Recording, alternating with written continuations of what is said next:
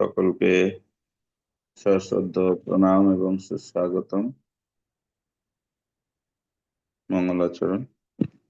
ওম অজ্ঞানতিমিরন্ধস্য জ্ঞানাঞ্জন শলাকয়া চক্ষুरुन्मीलितं येन तस्मै श्रीगुरवे नमः।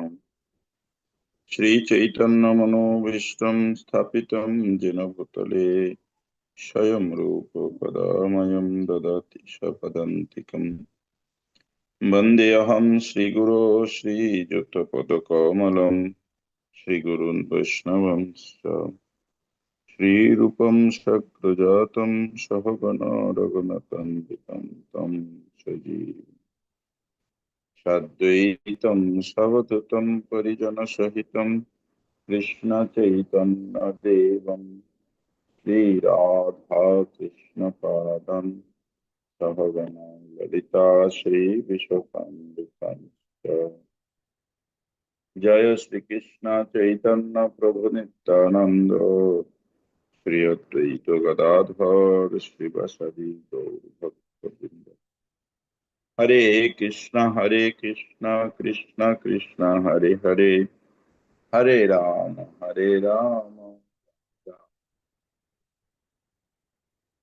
ओम नमो भगवते वासुदेवाय। ओम नमो भगवते वासुदेवाय। ओम नमो भगवते वासुदेवाय। ओम तत्सत्। হরে কৃষ্ণ। সবাই শুনতে পাচ্ছেন?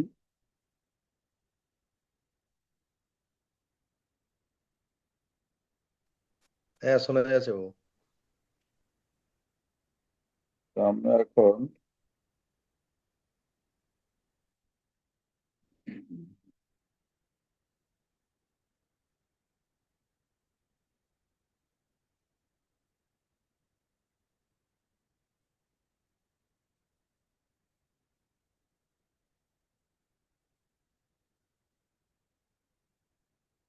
পঞ্চম অধ্যায় আলোচনা করেছি ভক্তির পবিত্রতা। আজ আমরা ষষ্ঠ অধ্যায় আলোচনা করব ভক্তিযোগ সাধনের বিধি।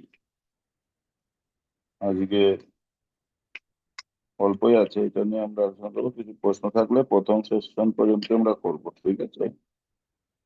হরে কৃষ্ণ।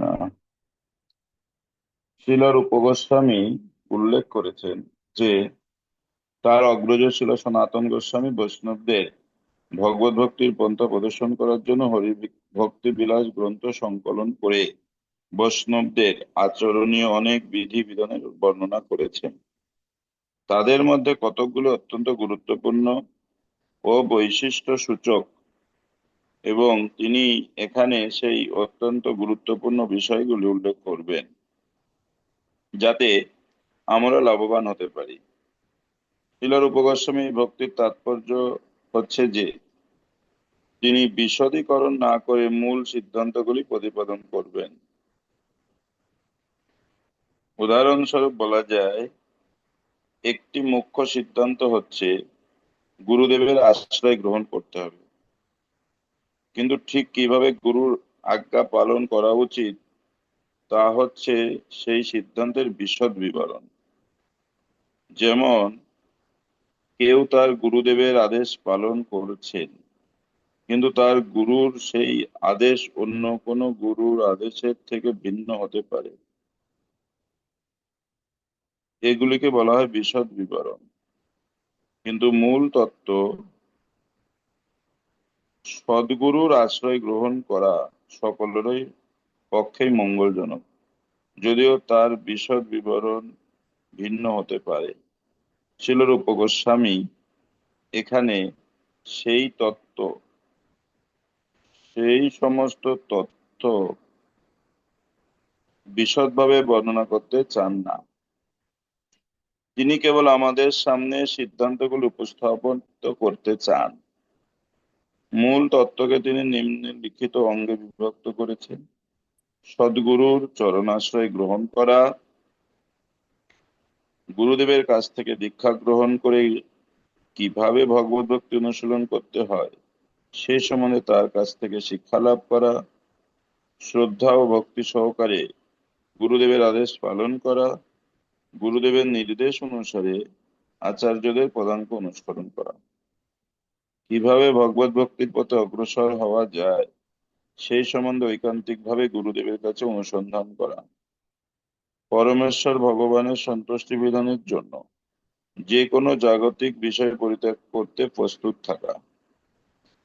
অর্থাৎ আমরা যখন পরমেশ্বর ভগবান শ্রীকৃষ্ণের সেবায় যুক্ত হই, তখন আমাদের যে কোনো প্রিয় বস্তু ত্যাগ করতে এবং অপ্রিয় নিয়ম অঙ্গীকার করতে প্রস্তুত থাকতে হয়।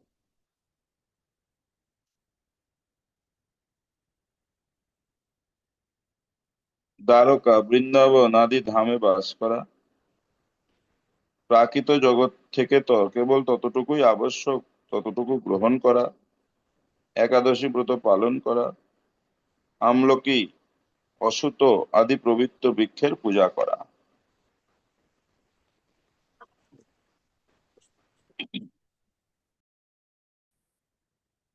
উপরোক্ত এই 10টি অঙ্গ অনুশীলন না করলে সাধন ভক্তি মার্গে উন্নতি লাভ করা যায় না। শিলরূপ গোস্বামী 20টি অঙ্গের উল্লেখ করেছেন এবং তাদের প্রত্যেকটি অত্যন্ত গুরুত্বপূর্ণ। 20টির মধ্যে প্রথম 3টি অর্থাৎ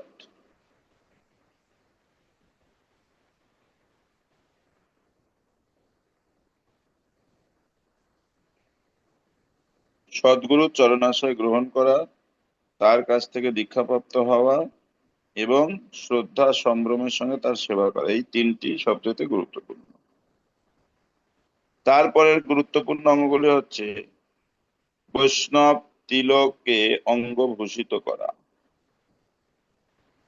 তার উদ্দেশ্য হচ্ছে বৈষ্ণবের অঙ্গের তিলক চিহ্ন থেকে তৎক্ষণাৎ মানুষকে হৃদয় কৃষ্ণ স্মৃতি উদয় হবে।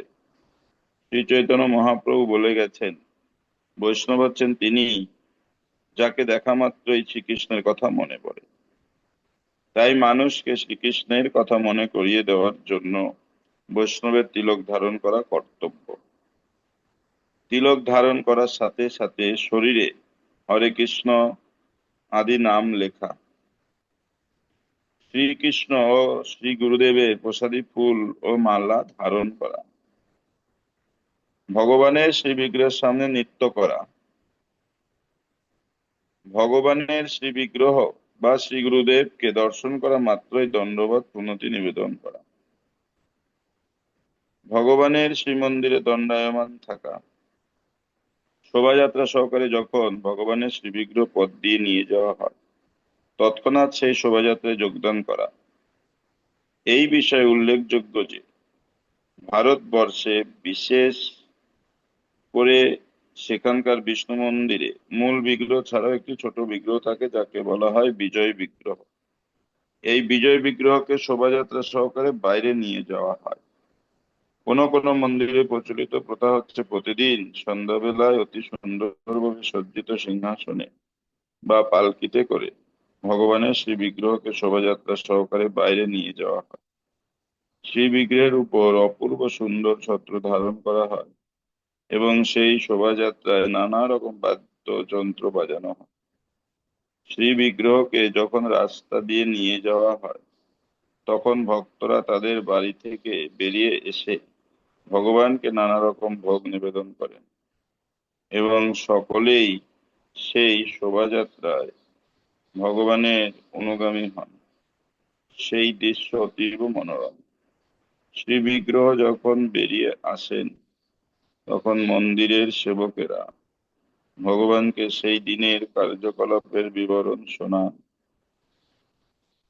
তারা ভগবানকে বলেন যে কত টাকা সংগ্রহ করা হয়েছে এবং কত টাকা ব্যয় হয়েছে। তার ফলে সকলের অনুভব করতে পারেন যে মন্দিরের মালিক হচ্ছেন ভগবান এবং মন্দিরের সমস্ত পূজারী ও কর্মচারী হচ্ছেন তার সেবক।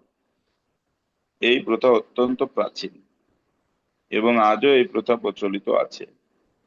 তাই এখানে নির্দেশ দেওয়া হয়েছে ভগবানের শ্রী বিগ্রহ যখন শোভাযাত্রায় বের হন তখন সেই শোভাযাত্রায় তার অনুগামী হওয়া উচিত।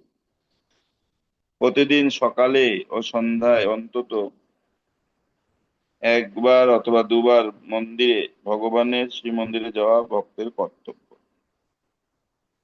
বৃন্দাবনে ভগবানের ভক্তরা অত্যন্ত নিষ্ঠা সহকারে এই প্রথা অনুসরণ করেন। বৃন্দাবনের সমস্ত ভক্তরা প্রতিদিন সকালে ও সন্ধ্যায় বিভিন্ন মন্দিরে ভগবানকে দর্শন করতে, তাই সেই সময় শহরের সর্বত্র খুব ভিড় থাকে। বৃন্দাবনে প্রায় 5,000 মন্দির আছে। অবশ্যই সবকটি মন্দিরে যাওয়া সম্ভব হয় না, কিন্তু তবুও শ্রী চৈতন্য মহাপ্রভুর অনুগামী গোস্বামীদের প্রতিষ্ঠিত অন্তত 10-12টি গুরুত্বপূর্ণ ও বিশাল মন্দিরগুলোতে ভগবানের শ্রীবিগ্রহ দর্শন করতে যাওয়া উচিত। অন্তত পক্ষে 3বার ভগবানের শ্রীমন্দির পরিক্রমা করা উচিত। প্রত্যেক মন্দিরেই পরিক্রমা মার্গ থাকে। ভক্ত তার সংকল্প অনুসারে 10 বার বা 15 বার তার অধিক পরিক্রমা করেন, কিন্তু চৈতন্য মহাপ্রভু নিত্য পার্ষদ গোস্বামী প্রতিদিন গোবর্ধন পর্বত প্রদক্ষিণ করতেন এবং সমগ্র বৃন্দাবন পরিক্রমা করা উচিত। মন্দিরে ভগবানের শ্রীবিগ্রহ বিধিপূর্বক অর্চন করা উচিত। আরতি, ভোগ, সিঙ্গার ইত্যাদির দ্বারা নিয়মিত ভগবানের আরাধনা করা উচিত। পরিচর্যা অর্থাৎ ভগবানের তৈজস আদি পরিষ্কার করা, অঙ্গনাদি মার্জন করা, শ্রীবিগ্রহ বেশভূষার দ্বারা শোভিত করা ইত্যাদি। গীত অর্থাৎ একাকী ভগবানের যশ কীর্তন করা। সংকীর্তন অর্থাৎ অনেক ভক্ত মিলিত হয়ে কীর্তন অথবা ভগবানের নাম, রূপ, গুণ, লীলা আদি উচ্চ কীর্তন করা। জপ অর্থাৎ মনে মনে মন্ত্র উচ্চারণ করা। বিজ্ঞপ্তি অর্থাৎ শ্রীহরির উদ্দেশ্যে বাক্য এবং মনের দ্বারা নিজ ভাব নিবেদন করা। স্তব পাঠ করা, ভগবানকে নিবেদিত প্রসাদ আস্বাদন করা। পাদ্য অর্থাৎ ভগবানের পাদোদক আস্বাদন করা। ভগবানকে নিবেদিত ধূপ, মাল্য ইত্যাদির সুগন্ধ আঘ্রাণ করা। ভগবানের শ্রীমূর্তি স্পর্শ করা। ভক্তি ভরে ভগবানের শ্রীমূর্তি দর্শন করা। নির্দিষ্ট সময়ে ভগবানের আরতি করা। শ্রীমদ্ ভাগবত গীতা আদি শাস্ত্র গ্রন্থ থেকে শ্রীকৃষ্ণের নাম, রূপ, গুণন, লীলা ইত্যাদি শ্রবণ করা। ভগবানের কৃপা ভিক্ষা করে তার কাছে প্রার্থনা করা। স্মরণ অর্থাৎ শ্রীকৃষ্ণের নাম, রূপ, গুণ, লীলা ইত্যাদি স্মরণ করা।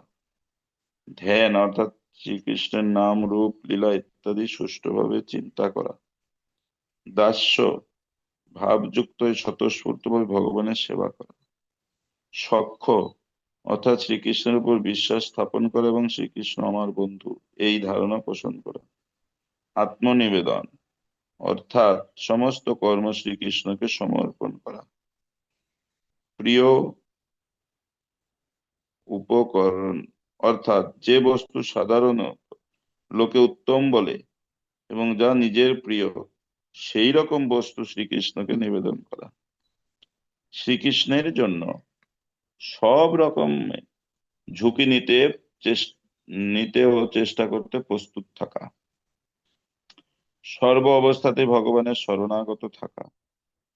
শ্রীকৃষ্ণের অত্যন্ত প্রিয় তুলসীর সেবা করা। নিয়মিতভাবে শ্রীমদ্ ভাগবত আদি শাস্ত্রগ্রন্থ শ্রবণ করা। শ্রীকৃষ্ণের প্রিয় মথুরা বৃন্দাবনের মতো ধামে, দিব্য ধামে বাস করা। শ্রীকৃষ্ণের ভক্তদের সেবা করা। সাধ্য অনুসারে ভগবানের সেবা সূচক মহোৎসব অনুষ্ঠান করা। বিশেষভাবে উর্যাব্রত অর্থাৎ কার্তিক ব্রত পালনে সচেষ্ট হওয়া। জন্মযাত্রা ভগবানের আবির্ভাব তিথি পালন এবং সেই তিথিতে উৎসব করা। শ্রীকৃষ্ণের শ্রীপাদ পদ্মের সেবায় শ্রদ্ধা এবং বিশেষভাবে প্রীতি প্রদর্শন করা। রসিক ভক্তের সঙ্গে শ্রীমদ্ ভাগবতের অর্থ আস্বাদন অর্থাৎ প্রীতি সহকারে আলোচনা করা। স্বজাতীয় ও উচ্চ অধিকার বিশিষ্ট স্নিগ্ধ সাধুর সঙ্গ করা। শ্রীহরির নাম সংকীর্তন করা। এবং শ্রী মথুরা মণ্ডলে বাস করা। এইভাবে ভক্তির 64 অঙ্গ নির্ধারিত হয়েছে। পূর্বেই উল্লেখ করা হয়েছে যে প্রথম 10টি হচ্ছে ভক্তির প্রারম্ভিক অঙ্গ, তারপরের 10টি হচ্ছে মাধ্যমিক বিধি, এবং তারপর আরো 44টি অতিরিক্ত অঙ্গ তার সঙ্গে যুক্ত হয়েছে। এইভাবে সাধন ভক্তি অনুশীলনের 64 অঙ্গ নিরূপিত হয়েছে। এই 64 অঙ্গের মধ্যে 5টি তুলসীতে জল সেচন, শ্রীমদ্ ভাগবত শ্রবণ, ভক্ত সঙ্গ সংকীর্তন ও মথুরা বাস অত্যন্ত গুরুত্বপূর্ণ। ভক্তির এই 64 অঙ্গের দ্বারা কায়িক, বাচিক, মানসিক সমস্ত কার্যকলাপকে সার্থক করা উচিত। পূর্বে উল্লেখ করা হয়েছে যে ভক্তির বিধি হচ্ছে সবকটি ইন্দ্রিয়কে ভগবানের সেবায় যুক্ত করা। কিভাবে তা করা সম্ভব তা নিরূপিত হয়েছে এই 64 সাধনার মাধ্যমে। এখন ছিল রূপ গোস্বামী নানা শাস্ত্র থেকে প্রমাণ সংগ্রহ করে এই ভক্তাঙ্গগুলি যথার্থতা প্রমাণ করেছে।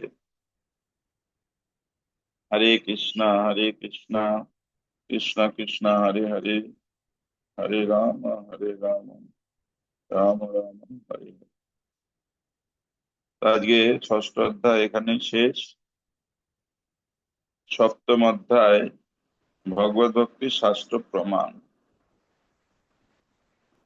তো এটা 64 অঙ্গের যে শাস্ত্র প্রমাণ রয়েছে এই সপ্তম অধ্যায়ে আলোচনা হবে। এখন সাধন ভক্তি, যে ভক্তি যোগের সাধনের যে বিধি, এটা এই 64 অঙ্গে বর্ণনা রয়েছে। আমরা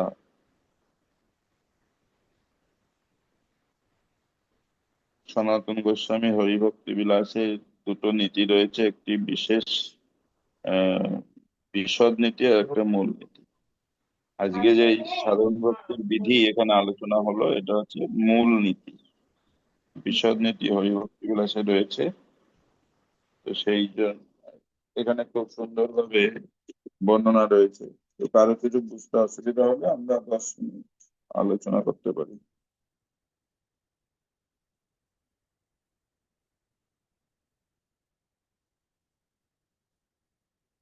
কিছু জিজ্ঞাসা প্রশ্ন থাকলে করতে পারেন।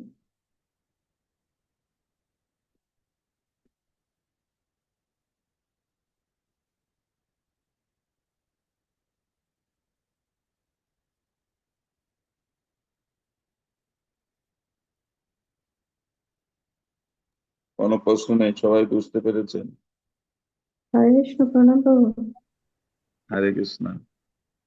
বলছি প্রভু, আমরা যে সাধুগুরু বৈষ্ণবদের কাছ থেকে জেনেছি যে জপ করতে হয় জোরে জোরে, মানে কানে শ্রবণ করে।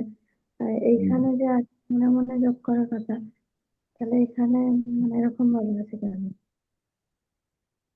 আসলে মনে মনে জপটা হয় মনে মনে, যেহেতু আমরা উন্নত নই সেই জন্য পতিত। মহাপ্রভু 1 লক্ষ জপ না করলে মহাপ্রভু আমাদের কাছে কোনো কিছু গ্রহণ করেন না। কিন্তু নামের আচার্য হরিদাস ঠাকুর বলেছেন উচ্চস্বরে হরিনাম করলে শতগুণ ফল বৃদ্ধি হয়।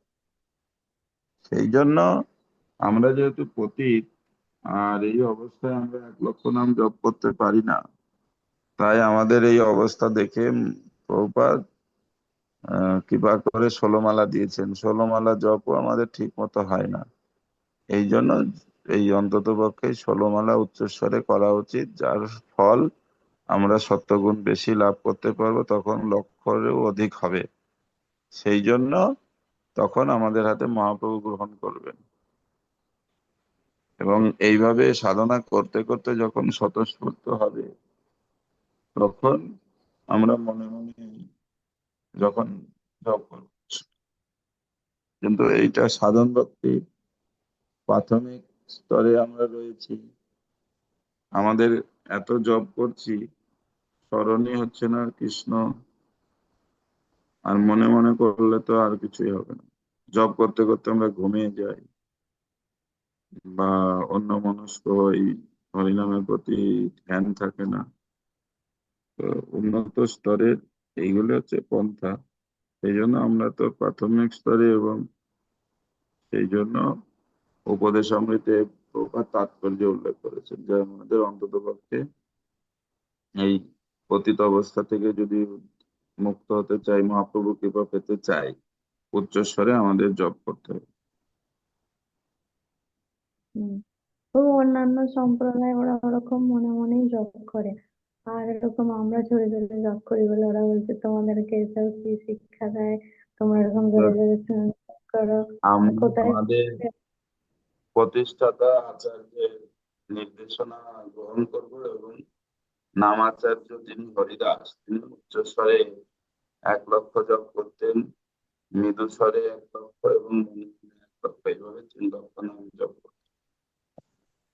তিনি যখন কাজী সমস্ত লোকেরা আহ, ওনাকে বেতের আঘাত করছিল, এবং স্বয়ং কাজী বিভিন্ন ভাবে অত্যাচার করছিল, এবং তৎকালীন সময় যে ব্রাহ্মণরা তারা প্রভুজি, বিকাশ আওয়াজটা করছে। স্পষ্ট হচ্ছে না। হরে কৃষ্ণ। হ্যাঁ, ঠিক আছে এবার। তো তৎকালীন এই কাজে যে বিভিন্ন রকম অত্যাচার করছিল, তো তুমি হরিনাম করো না, তখন হরিদাস ঠাকুর উচ্চস্বরে হরিনাম করতেন, এবং তৎকালীন সময়ে যে ব্রাহ্মণেরা শাস্ত্র যুক্তির দেখাচ্ছিল যে কিরকম হরিনাম আমার উচ্চস্বরে করে, এটা তো বাবার জন্ম আমরা দেখি।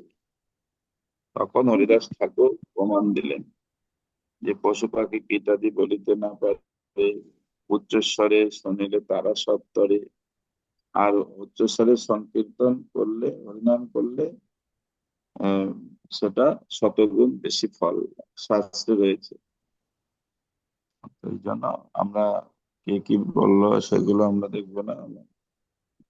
গুরুদেব কি বলছেন, প্রতিষ্ঠাতা আচার্য তিনি, তার নির্দেশটা কি, এবং সর্বোপরি নামাচার্য হরিদাস ঠাকুর, এটাই হচ্ছে আমাদের প্রতি বলি বদ্ধ যুদ্ধের প্রতি উপদেশ।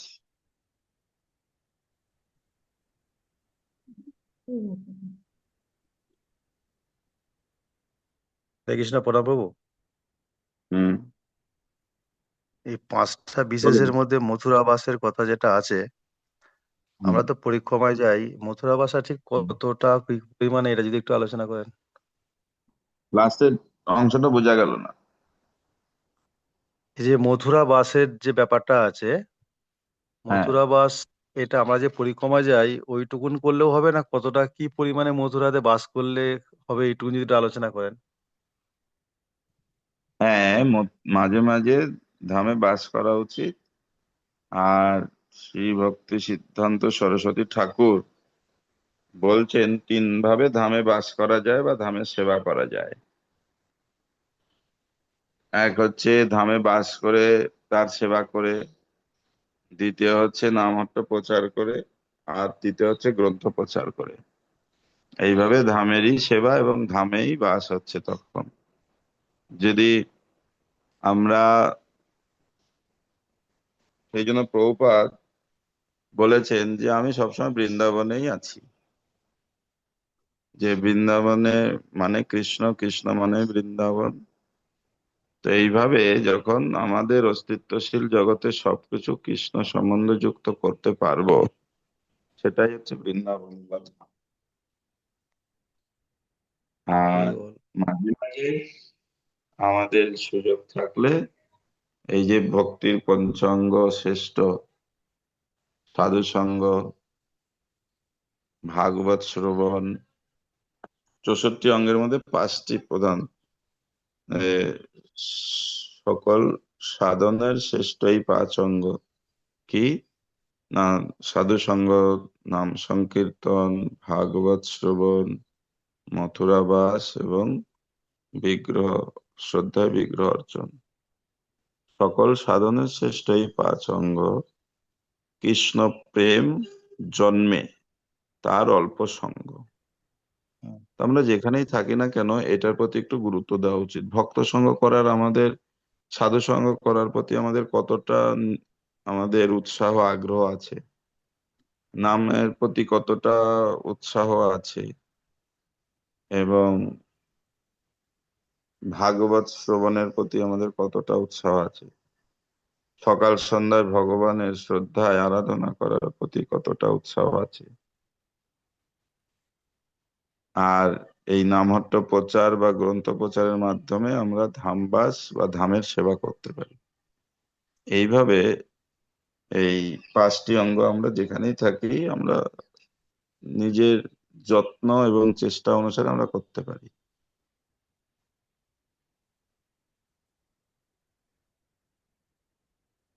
কি পদ্মানন্দ বলছো? প্রভু বলেন না যে আমরা যখন বাড়িতে থাকি তখন ধাম দূরে থাকে, যখন মায়াপুরে আসি তখন বাড়ি দূরে থাকে, কিন্তু কর্তব্যের খাতিরে তো আমরা মায়াপুরে গেলে মায়াপুর থেকে আর আসতে ইচ্ছে করে না, বৃন্দাবনে গেলে বৃন্দাবন থেকে আসতে ইচ্ছে করে না, হুম।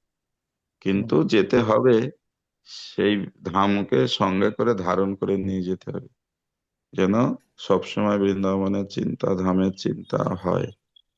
তার এই যে আচার্যরা ভক্তি সিদ্ধান্ত সরস্বতী ঠাকুর প্রভুপাদ, তিনি এটা বলেছেন যে ধামের সেবা এইভাবে হয় যে ধামে থেকে ধামের বিভিন্ন প্রকল্প সরাসরি সেবা করেও ধামে বাস করে সেবা করতে পারি, উন্নয়ন করতে পারি, গ্রন্থ প্রচার করেও প্রকাশনা করেও ধামের প্রচার করতে পারি, আর নামহট্ট প্রচারের মাধ্যমে ধামের প্রচার করতে পারি, সেবা করতে পারি। হরে ঠিক কৃষ্ণ, আছে। প্রণাম প্রভু। হ্যাঁ বাবু। হ্যাঁ, হ্যাঁ, আমার একটা প্রশ্ন আছে আমার, বলবো প্রভু? বলুন। প্রণাম। হ্যাঁ বলুন। বলছি, এখানে মন্দিরে আমাদের বলা আছে যে মন্দিরে রেগুলার প্রদক্ষিণ করা 3 বার কিংবা 7 বার। বাড়িতে মন্দির আরাধনা করার পরেও এখানে বাড়িতে তো প্রদক্ষিণ করা যায় না, যেহেতু দেয়ালের মধ্যে আমাদের মন্দির স্থাপন করা আছে। কিছু করা হুম। ছাড়াও বাইরে কোথাও কাছে পিঠে মন্দির থাকলে 3 বার করে কিংবা 7 বার করে প্রদক্ষিণ করতে হবে। সেটা কি না করলেও হবে, না করতে যেতে হবে কিছুটা দূরে হয়তো, এরকম? দেখুন, সেই জন্য আহ প্রভুপাদ বলেছেন প্রত্যেকটা গৃহ হবে এক একটি মন্দির। এখন আমরা গৃহস্থ, মন্দিরের পাশাপাশি সেটা ঠিক আছে, আর যদি দূরে হয় অন্তত পক্ষে তুলসী প্রদক্ষিণ করা উচিত। হুম, ঠিক আছে। প্রণাম। হ্যাঁ, হরে প্রণাম। কৃষ্ণ হরে প্রভু। কৃষ্ণ। হরে কৃষ্ণ প্রভু, আর প্রণাম। প্রভু, ওই 11 নম্বরে আছে পরিচর্যা, অর্থাৎ ভগবানের তৈজসাদি পরিষ্কার করা। এই তৈজসাদি মন্ত্রটা একটু বলে দেবেন? ওটা ভগবানের ব্যবহৃত যে সমস্ত সামগ্রী, আচ্ছা। বুঝতে পারছেন, ভগবানের সেবায় অনেক সামগ্রী প্রয়োজন হয় না, এগুলো, হ্যাঁ হ্যাঁ।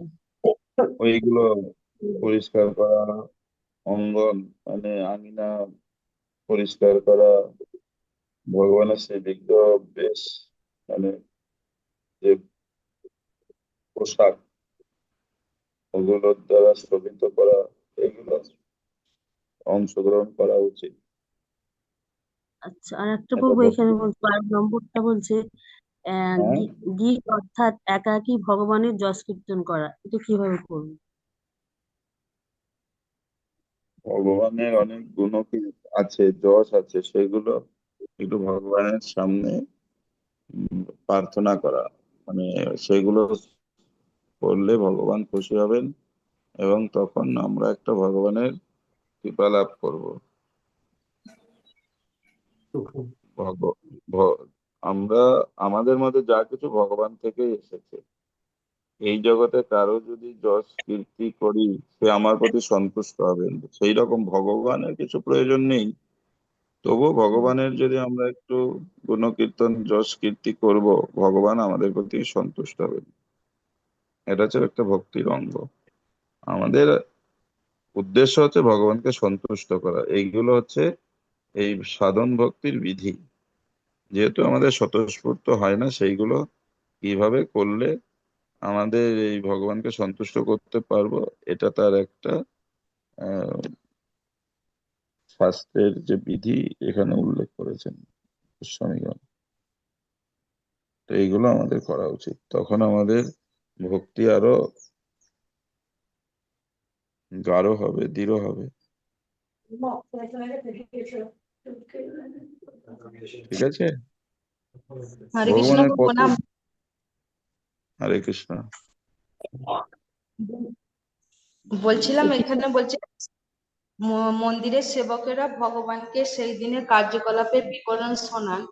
তো ভগবানকে ওনারা কি ডাইরেক্ট দেখতে পেয়ে কথা বলতেন, না এমনি বিগ্রহ এখানটা যদি বুঝিয়ে দেন। বিগ্রহ তো নহ তুমি সাক্ষাৎ বৈকুণ্ঠ নন্দন। তো এক সময় প্রভুপাদ আহ বিগ্রহকে জিজ্ঞাসা করছেন যে এখানে আমি তো আপনাকে প্রতিষ্ঠা করেছি, ঠিক ঠিক সেবকেরা আপনার সেবা করছে, স্নান করাচ্ছে, ঠিক টাইমে ভোগ নিবেদন করছে, পূজা করছে। তখন রামকৃষ্ণ গোস্বামী মহারাজ সেটা শুনছেন রুমে এসে। তিনি যেহেতু এটা মন্দিরের প্রেসিডেন্ট, তো তিনি মন্দিরের কিভাবে সেবা হয় সেই লিস্ট এনে প্রভুপাদকে বলছেন যে মানে ভয়ে ভয়ে, প্রভুপাদ, তো আমি কিভাবে মন্দিরের সেবা হয় সেই তালিকা করে এনেছি, আপনি যদি অনুমতি দেন তাহলে আমি আপনাকে এটা শোনাতে পারি।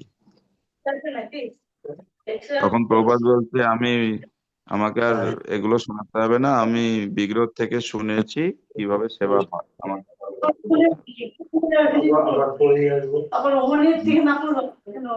হরে কৃষ্ণ। অনেকের আনমিউট রয়েছে, মিউট করে দিন যাদের প্রয়োজন নেই। হরে কৃষ্ণ প্রণাম প্রভু। এখনো শেষ প্রভু হয়নি। না প্রভু, আমি কি বলছি প্রভু, এই যে উত্তরটা ভগবানের এখনো শেষ হয়নি, এটা শেষ হোক তারপরে আপনি করবেন যদি সময় থাকে। তো তখন তামাল কৃষ্ণ মহারাজ ভয়ে ভয়ে বলছেন যে আপনি কি করে জানলেন? না, আমি বিগ্রহ থেকে জেনেছি। বিগ্রহ কি তাহলে আপনার সঙ্গে কথা বলছে? তো প্রভুপাদ এইরকমই, শুদ্ধ ভক্ত যারা তারা তাদের সঙ্গে আদান প্রদান হতে পারে। এখন আমার স্তরটা কিরকম, সেই জন্য ভগবান যে মালিক, আমরা বাড়িতে হলেও আমাদের আয় এবং খরচের বিবরণ ভগবানকে জানানো উচিত। এর থেকে প্রমাণিত হবে যে আমরা ভগবানের সেবক। প্রতিটা অনেক মন্দিরে হয়তো পূর্ণ বিবরণ না হলেও কিছু কিছু বিবরণ মঙ্গল আরতির পরে জানানো হয়। এই এই প্রচার হয়েছে, এই গ্রন্থ প্রচার হয়েছে, এত ভক্তকে প্রসাদ বিতরণ হয়েছে, এগুলো ভগবানকে জানানো হয় মঙ্গল আরতির পর অনেক মন্দিরে। এটা হচ্ছে রীতি। এটা নতুন কিছু না, এটা পূর্বকাল থেকেই হয়ে আসছে। এবার ঠিক আছে, আরেকজন কে বলছিলেন, কি বলুন। হরি বল, দারুণ, খুব সুন্দর প্রভু, প্রণাম।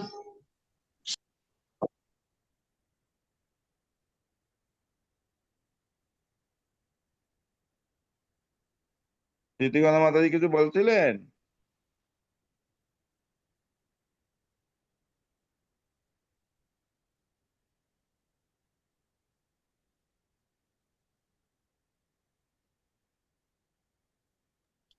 প্রভু 17 নম্বরটা একটু বলবেন, ওই